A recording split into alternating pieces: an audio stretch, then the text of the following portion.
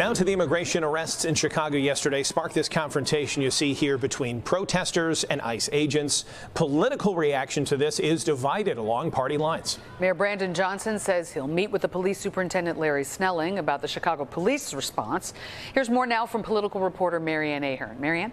Good afternoon to all of you. Yes, the arrests Wednesday have prompted strong response from the mayor as he defends the city's status as a welcoming city.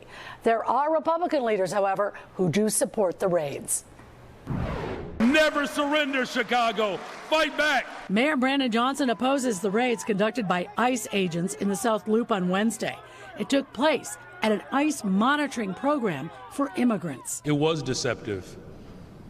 You have the President of the United States of America setting human traps. Likewise, Governor Pritzker is raising questions about the reaction to the activists who protested the arrests. Those ICE officers were pushing people out of the way in a fashion that I don't think any of us think is right. And I have to say they overstep constantly, one time after another, at the federal level. The superintendent and I, along with his entire leadership team, with my leadership team, will have a complete review of the occurrences of yesterday. DuPage County Republican Chair Kevin Coyne, however, tells NBC5, quote, ICE is targeting violent criminals, drug dealers, and sex offenders.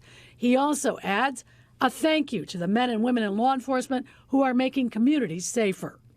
Republican State Representative Dan Ugasti. I don't know why people who have entered our country illegally believes they have some right to stay here. Alderman Andre Vasquez and Congresswoman Delia Ramirez do not agree with Ugasti. What we're watching is a president, an insecure person at the federal level, doing anything possible to divide the country in a way to gain power. And so what we saw was an attack on families that were following the law. There is no protection upholding democracy, due process, freedom of speech, civil rights in this moment. What Secretary Noem is doing and Donald Trump is doing is unconstitutional. Obama, Clinton, Bush, they enforced immigration laws.